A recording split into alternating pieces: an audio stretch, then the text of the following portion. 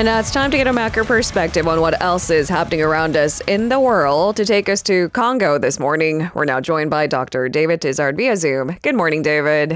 Hello, Lena. Great to see you. Good to see you too. Happy Thursday. Yep. Let us get started. So it's been brought to our attention due to David's deep surfing.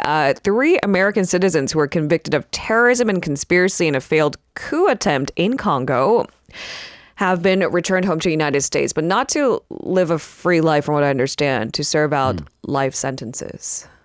Yeah, deep searching indeed. But this is a story now being run by Al Jazeera, the BBC, and things like this. And I honestly had to double take when I read it, because a group of people, some Americans, some British, some Congolese, Belgian as well, I believe, instigated last year a coup in the Democratic Republic of Congo in Central Africa. They tried to overthrow the government, but they failed. The leader of the coup, who I'll talk about, was killed during that. Many others were arrested. Now, 3 American citizens were part of this attempt to overthrow the government in the Congo.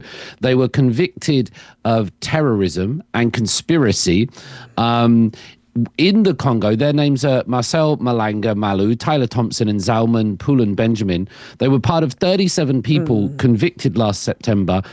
Initially, they were given a death sentence in the Congo. That was kind of rescinded to a life sentence. They've been sleeping on the floors of Congolese prisons, and they've just this week, these 3 gentlemen, been returned to the United States. And in the United States, it's not freedom. They'll serve out their life sentence in the United States for this act of terrorism, as it's being labeled. David, maybe you can take us back to May of 2024. This is when the coup attempt took place. What happened in the presidential palace in Kinshasa? It's so interesting to me having to talk about coups and martial laws to people, because this is a real situation that people are dealing with the ramifications. Let me start with the leader of this coup. His name was Christian Malanga. And now he widely disputed the Congolese parliamentary elections in 2011. And he's Congolese American. Congolese American. So he spent much of his time growing up and living in the United States. He was in the Congo, a military service and a politician, but then unhappy with the situation, came to the United States.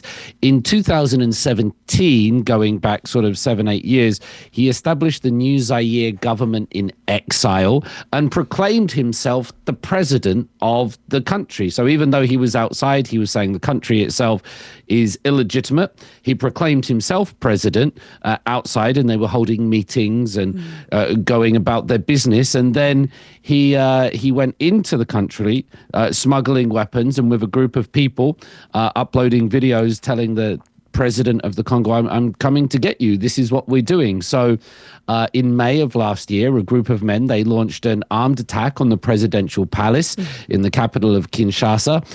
They also went to the residence of a close presidential ally, and the plan was for them to take over the country, to oust the president. We're not sure what they might have done with the president had they succeeded. But Christian Malanga, he was killed during that, as well as some other people. I believe there might have been 4 or 5 other people that died during this assault. And Congolese forces eventually suppressed them. Many people were surprised, however, how easy it was for Malanga and his crew to get guns into the country and to get so close to these official residences. And it either pointed to, Al Jazeera was saying, either collusion from the government themselves, people inside, or pure ineptitude. They weren't quite sure how to describe it. Okay, so we're not quite sure how they were able to smuggle in those, the weaponry essentially to try the coup attempt. Apparently 5 others besides Malanga were killed and dozens were arrested. It seems that 37 people were sentenced to death, 3 of which Americans were sent back to the United States. Then I guess now the question becomes, what are U.S. interests in bringing these 3 people back to the States to sentence them and put them in their own prisons? Yeah, of course, interests always matter, and interests have risen to the top with the new president in charge at Washington, Donald Trump. So why does the U.S. care about this? Why are these Americans being brought back to the United States? Is there a reason? Is it just humanity? Well, both the BBC, Al Jazeera, and other news reports are talking about what lies beneath the surface, and that's a literal description, because in the Democratic Republic of Congo, beneath the ground, there are vast deposits of some of the world's most coveted resources. This is coltan and cobalt. And while these may sound like things that you find on your periodic table rather than on your wedding ring finger, these minerals are critical for our smartphones, our laptops, and the electric vehicles that many countries are racing to adopt. The things that charge our devices are found beneath the surface of the Democratic Republic of Congo. And right now, Chinese companies dominate the mining sector in the DRC. So just last week, a senior advisor was in there. The current, I might get this wrong, do forgive me, fact check me, the current representative to Africa under the Trump administration is married in some way, or the son is married to President Trump's daughter. So there's a big family connection going in here. But the administration in Washington is sending people into the Congo to essentially say, we want those resources, we want those minerals, deal with us, don't deal with China. So it's also part this story of a coup and a lost father and all of this, and a government in exile is also tied into this, not just ideological Cold War, but this great rival superpower that's happening and the economic trade war that we see taking place elsewhere. So it's somewhere between this legal and ethical dilemma. You brought up the point of, is it for humanitarian purposes to essentially fly these American folks tried of a serious crime back to the United States, or is it for, bigger questions? How do we define justice when it's clearly entangled in other interests that serve the country?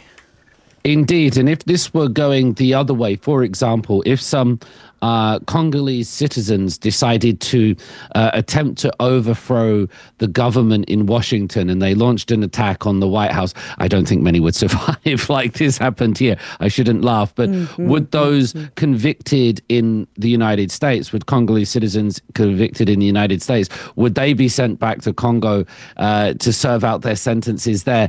That's highly unlikely. But that's what's happening here. The U.S.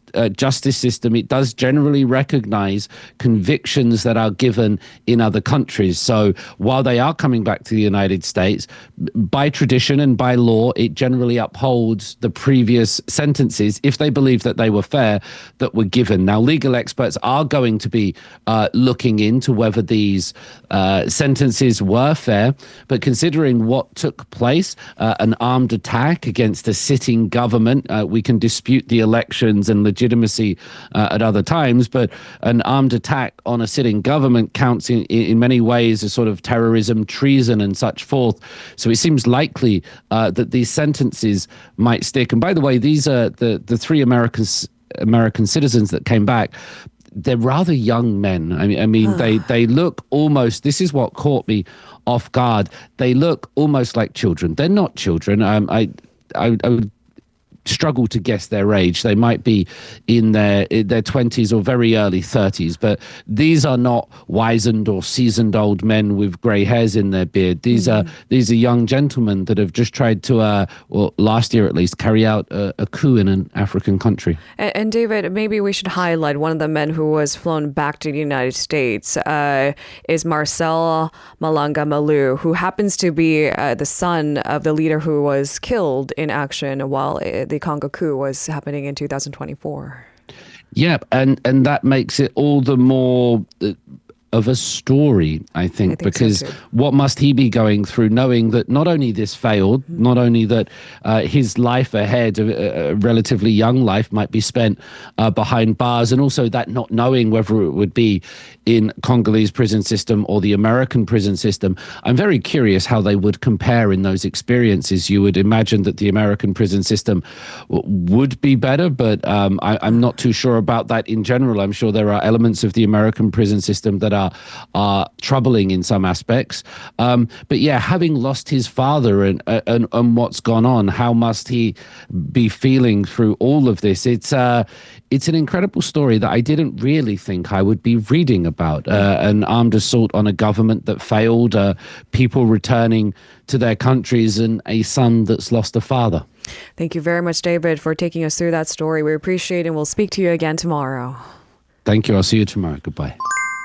If you're listening to our program using the podcast service, just a reminder that we do go live Monday through Friday, 7 a.m. Korea Standard Time. So tune in and help us make the show more informative by giving us your input. See you bright and early on Good Morning Seoul.